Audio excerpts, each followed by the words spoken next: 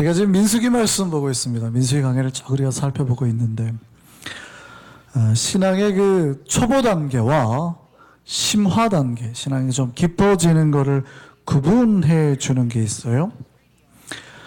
신앙이 우리가 초보 때는 믿음에 처음 들어왔을 때 그분들이 주로 하는 기도는요, 달라는 기도를 많이 합니다.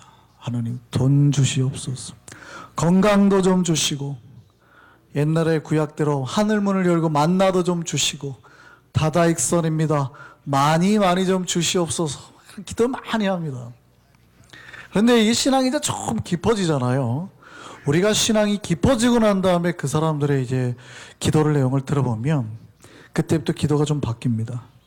하나님, 자꾸 그러니까 제가 뭘 좀 드릴까요? 이렇게 기도하기 시작합니다. 하나님, 제가 시간도 좀 드리고, 정성도 드리고, 건강도 드리고, 심지어는 생명까지, 아브라함은 자식까지 바치겠다 그러잖아요. 이게 신앙의 초보와 깊어지는 사람의 차이입니다. 우리가 아직 믿음이 조금 시작될 때는 아무래도 달라는 기도를 많이 해요, 하나님께.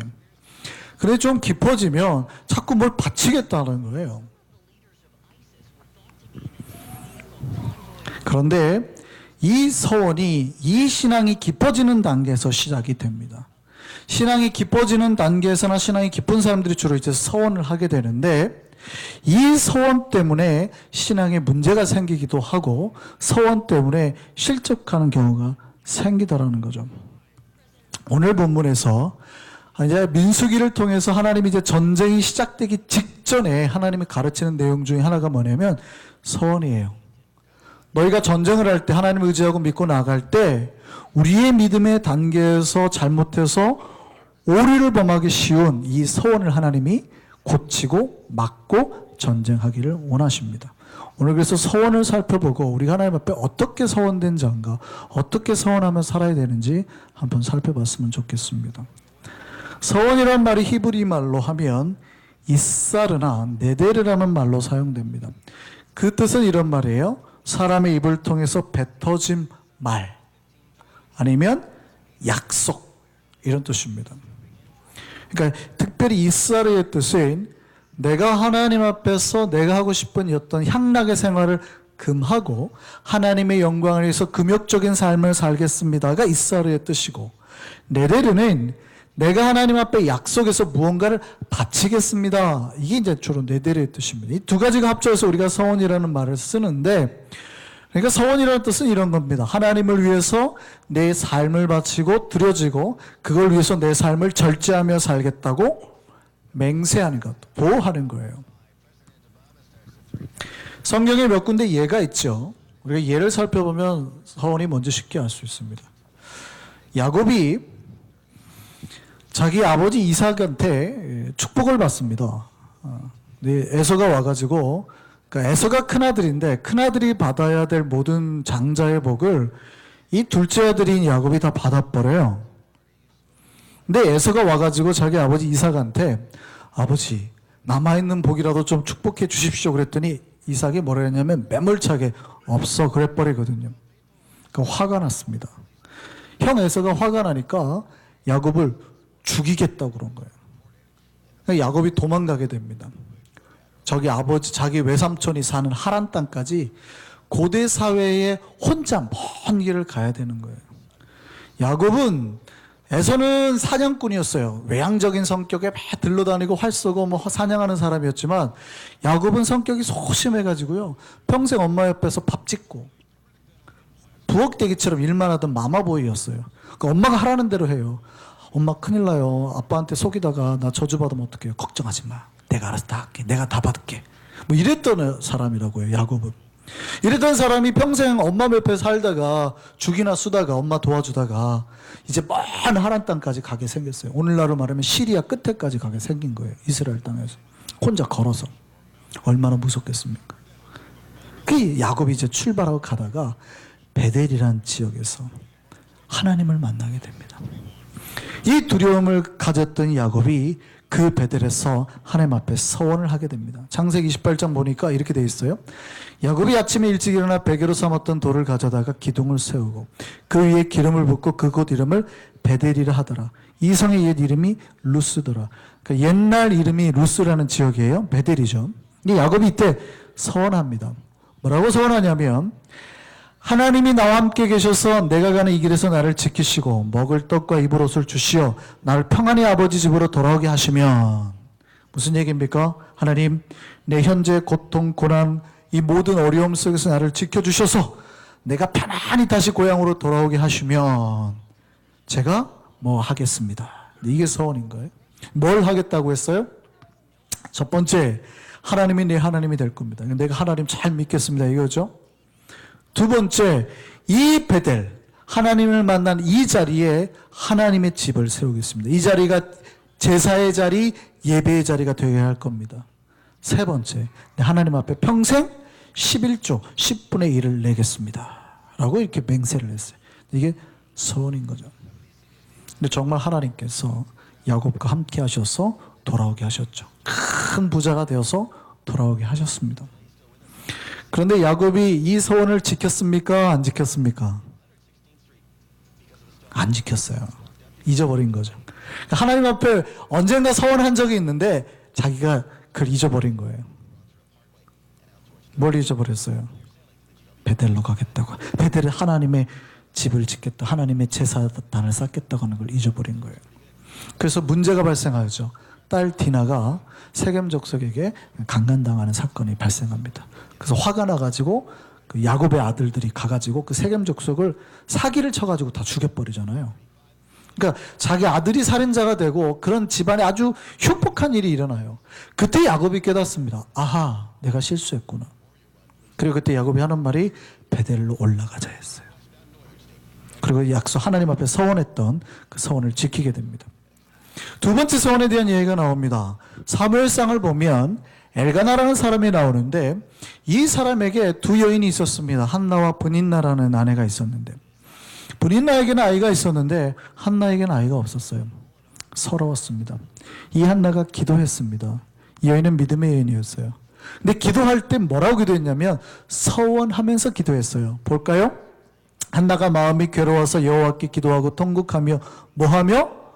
서원하며, 서원하여 이르되 만군의 여호와여, 만일 주의 여정의 고통을 돌보시고 나를 기억하사 주의 여정을 잊지 아니하시고 주의 여정에게 아들을 주시면 내가 그의 평생의 그를 여호와께 드리고 삭도를 그의 머리에 대지 않게 하십니다. 머리를 깎지 않겠다. 그러니까 헌신된 사람을 만들겠다는 뜻이에요. 하나님의 종으로 만들겠습니다 라고, 하나님께 바쳐진 아들로 쓰겠습니다 했어요. 서원했더니 하나님께서 그 기도를 들어주셨어요? 안 들어주셨어요? 들어주셨어요. 진짜 아들을 낳았어요. 근데 이 한나는 이 서원을 지켰을까요? 안 지켰을까요? 지켰습니다. 대단한 여인입니다. 성경에 보면 이 여인이 언제까지 자기 아들, 그러니까 늦둥이 아니에요. 귀하게 얻은 아들 아니에요. 언제까지 품에 데리고 있었냐면 딱 젖 먹일 때까지.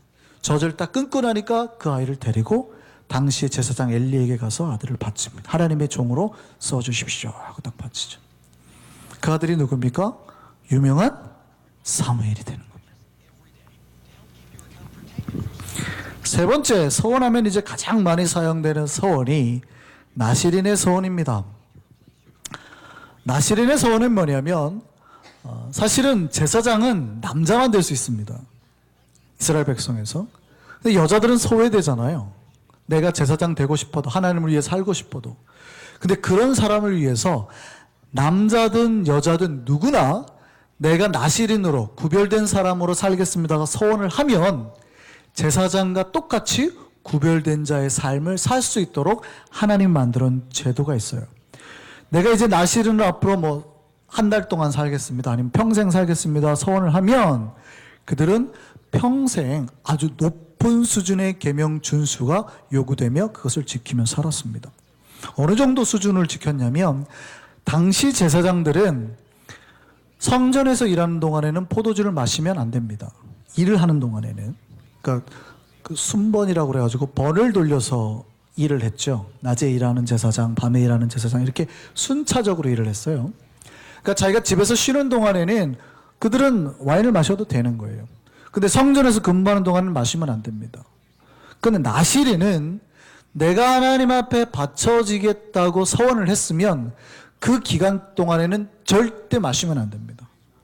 뿐만 아니라 포도나무에서 생산되는 즙, 포도도 안 되고 포도 씨나 껍질을 먹어서도 안 되고 건포도를 먹어서도 안 돼요. 말씀 볼까요? 이스라엘 자손에게 전하여 그들에게 이르라. 남자나 여자가, 남자도 되고 여자도 됩니다.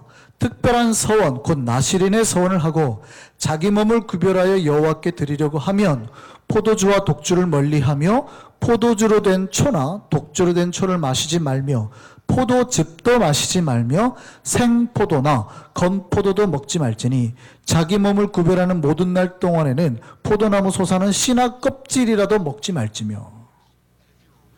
얼마나 철저하게 금욕했는지 아시겠죠? 뿐만 아닙니다. 그 기간 동안에는 머리를 깎아도 안 됩니다. 그 서원을 하고 구별하는 모든 날 동안은 삭도를 절대로 그 머리에 대지 말 것이라. 자기 몸을 구별하여 여호와께 드린 날에 차기까지 그는 거룩한 즉 그의 머리털을 길게 자라게 할 것이며. 또 시체도 가까이 하면 안 됩니다. 그런데요, 이스라엘 백성에서는 대제사장은 자기 부모도 가까이 하면 안 돼요. 그러니까 시체는 부정한 거잖아요. 그러니까 대제사장은 자기 직계 부모가 돌아가셔도 시체를 만질 수 없습니다. 그러니까 장례를 치를 수가 없어요. 그런데 제사장들은 가능했습니다. 그러니까 직계 이의 사람들은 가까이 하면은 안 되지만 부모님이 돌아가시면 가서 장례를 할 수가 있었어요. 당시 제사장들은. 그런데 나시린은 그렇지 않았어요. 자기 몸을 구별하여 여호와에 드리는 모든 날 동안은 시체를 가까이 하지 말 것이요 그의 부모 형제가 죽은 때라도 그로 말미암아 몸을 더럽히지 말 것이니 이는 자기의 몸을 구별하여 하나님께 드리는 표가 그의 머리에 있습니다. 나시린으로 서원해서 내가 하나님 앞에 바쳐지겠습니다 라고 하나님 앞에 작정한 사람은 남자든 여자든 상관없이 제사장보다 훨씬 더 엄격한 자의 삶을, 진짜 제사장의 삶을 살아야 했다고요. 살 수 있었다고요. 이처럼 서원은 하나님께 내 자신의 믿음을 보일 수 있는 기회입니다.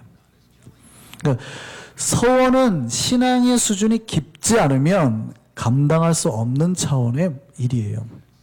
그런데 한국 교회나 오늘날 교회에 이 서원 때문에 가끔 이제 문제가 발생을 합니다. 어디서 문제가 발생하냐면 신앙의 초보와 신앙의 심화 사이에 있는 사람들이 예전에는 하나님 뭐 주세요 주세요 주세요만 하다가 이게 아닌가 보다.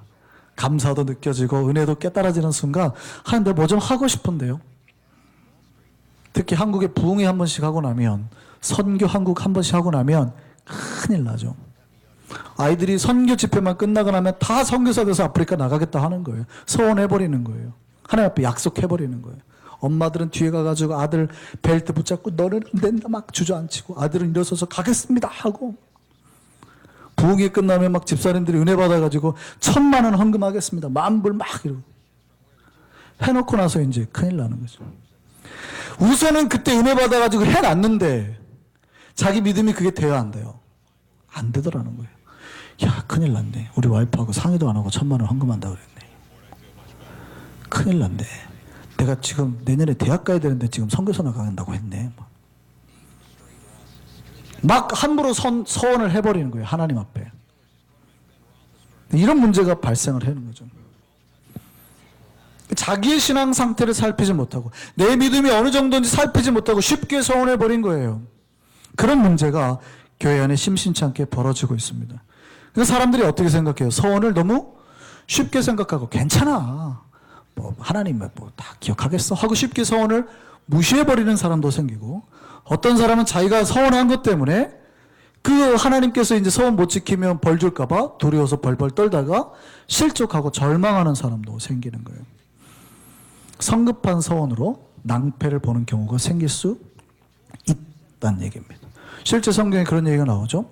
사사기를 보면 입다라는 사람이 나옵니다. 이 입다가 암몬과의 전쟁을 앞두고 있었어요. 두려울 거 아닙니까? 그러니까 하나님 앞에 서원을 해버립니다. 뭐라고 서원하냐면 하나님 내가 만약에 이 전쟁에서 이기고 돌아올 때 나를 처음으로 맞이하는 사람은 그 사람을 잡고 갈라서 번제를 드려버리겠습니다. 이랬어요. 그 서원이 좋은 거예요? 나쁜 거예요? 말도 안 되는 거죠. 하나님이 인신제물을 기뻐하지 않으시거든요. 근데 자기가 서원을 한 거예요. 근데 실제 전쟁에 이겼습니다. 진짜로. 그리고 돌아오는데 누가 나와요? 성경에 그렇게 되어 있습니다. 무남 동료 외딸이 자기 아버지가 전쟁하고 돌아오니까 제일 이쁘다가 앞에서 춤추면서 나와서 아버지를 영접해버린 거예요. 입다가 엉엉 울죠.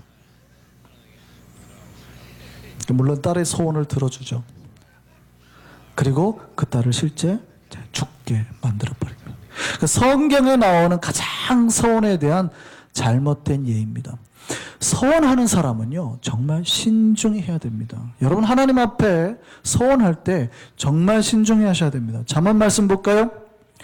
함부로 이 물건은 거룩하다 하여 서원하고, 내가 하나님 앞에 뭘 드리겠습니다. 뭘 바치겠습니다. 이건 이제 하나님께 바쳐진 거야 라고 서원해놓고 그 후에 살피면, 그 후에 아이고 이거 큰일 났네 라고 살피면 그것이 그 사람에게 뭐가 되느니라? 덫이 되느니라. 실제 그런 경우가 신약에 있었죠. 사도행전에 보면 아나니와 삽비라가 하나님 앞에 내가 땅 판 금액을 바치겠습니다 해놓고 거룩하다가 해놓고 나중에 후에 살펴보니까 이거 좀 이상한데, 그리고 어떻게 해요? 몫을 떼고 바쳤죠. 그것이 그 사람들에게 덫이 되어서 둘 다 부부가 아나니와 삽비라가 베드로 앞에서 죽게 돼버립니다. 함부로 서원했을 때 그 서원에 그 사람이 덫이 될 수 있어요. 오늘 본문 2절을 보면 서원을 한 사람은 반드시 다 이행을 해야 된다. 나중에 비록 그 서원한 것이 나에게 덫으로 돌아 해가 되더라도, 서원해놓고 났더니 야 이거 감당이 안 되겠는데 하더라도 반드시 지켜야 된다라고 말합니다. 시편 말씀 보니까 그의 눈은 망령된 자를 멸시하며 여호와를 두려워하는 자들을 존대하며 그 마음에 서원한 것은 해로울지라도 변하지 아니하며.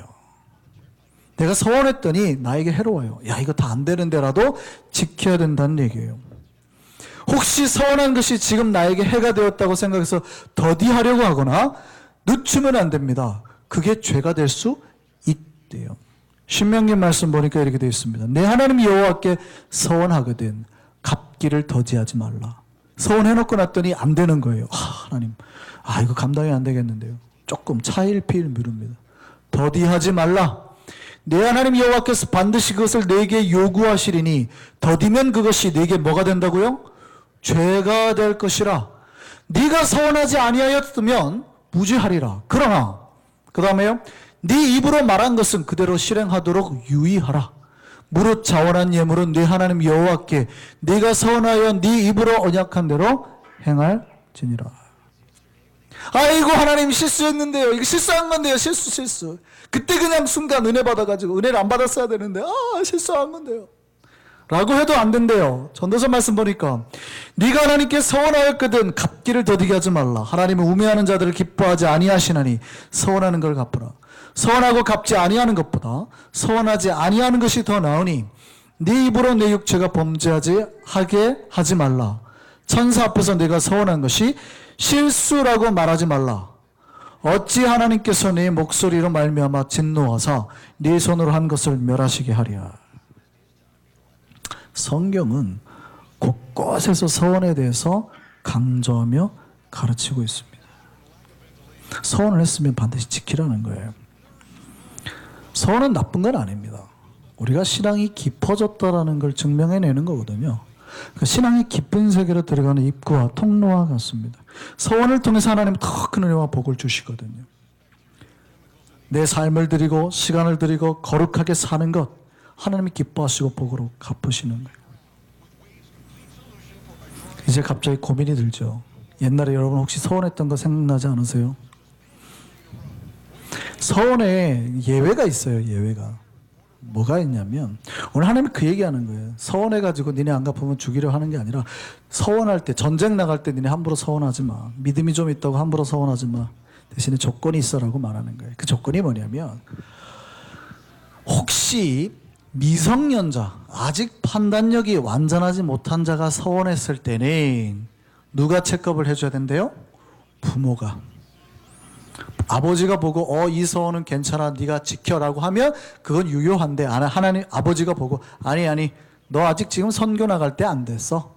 아버지가 허락하지 않으면 그 서원은 무효가 된다는 거죠. 또 미혼한 여인은 아버지에게, 또 결혼한 여인은 남편에게.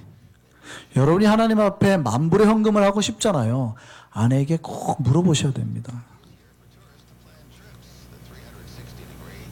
아내분들도 마찬가지입니다. 하나님 앞에 드리고 싶으면 꼭 남편과 상의하셔야 돼요. 여러분이 선교를 가고 싶잖아요. 혼자 가겠다고 작정하시는 게 아니라 부부가 상의하시는 거예요. 물론 여기 이제 구약 시대에는 특별히 여인에 대한 권리가 축소되어 있으니까 남편한테 주는 거지만, 무슨 얘기냐면 아직 우리가 판단력이 되어 있지 않은 사람이 하나님 앞에 하는 서원은 하나님께서 받지 않으신다는 거예요. 검증이 되고 할 수 있을 때 서원하라는 거죠. 그럼에도 불구하고 우리가 이제 하나님 앞에 서원했으면 반드시 지켜야 되는 겁니다. 제가 요 타이밍에 여러분이 그런 표정 지을 줄 알았습니다. 이제부터 우리 교회는, 한성교회는 절대 이제 서원 안 하는 교회가 될 겁니다. 그죠? 했다간 큰일 난다. 목사님 서원 안 하면 난리 난다 그랬다. 이제 망한다. 너무나 무섭고 두렵잖아요. 야, 그럼 뭐 서원 안 하는 게 낫다네. 차라리 하지 말지. 내가 뭐하러 하나님 앞에 헌금을 하고 시간을 바치고. 큰일 나겠네. 했다가 못하면 하나님 가만 안 두네.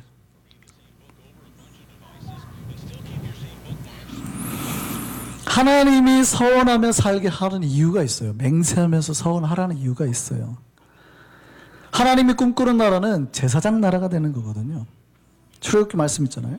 내가 너희를 건져낸 이유는 이 백성 모두가 제사장이 되는 나라예요. 그런데 여자는 제사장이 못 되잖아요. 그러니까 법적으로 못 되는데 허락하게 하는 거예요. 누구라도 하나님 앞에 서원해서 살면, 맹세해서 살면 누구라도 제사장처럼 살 수 있는 법적인 제도를 만들어낸 게 서원이에요. 하나님 앞에 맹세하면서 더 헌신하며 충성된 자로 살도록 만들어놓은 제도죠. 근데 여러분 그거 아십니까? 여러분이 예수 그리스도를 믿는 순간 예수께서 우리를 모두 이미 제사장으로 만드셨고 여러분을 성자와 성녀로 부르셨다는 사실을 믿으십니까? 여러분이 예수를 믿는 순간 여러분은 서원한 적도 없는데 이미 나실인이 아닌 제사장으로 바뀌었대요.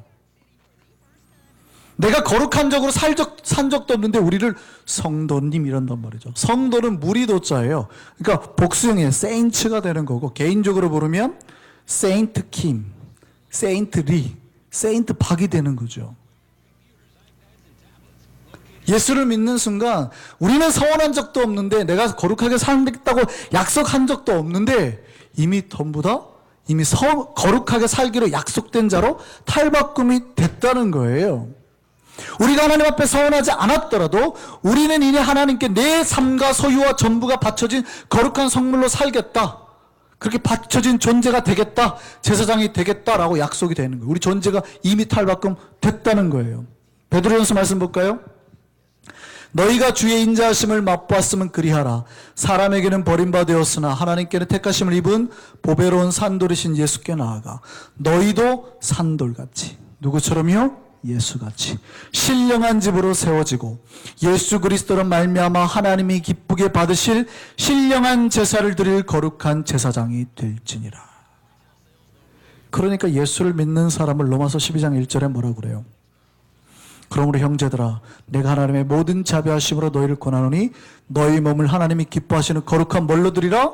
산 제물로, 구별된 걸로, 하나님 앞에 이미 바쳐졌다고 하는 구별된 걸로 드리라. 우리가 예수를 믿는 순간 우리의 몸은, 우리의 영혼은, 우리의 재물은 이미 하나님 앞에 구별된 자의 것이 되어서 바쳐지고 있다고요.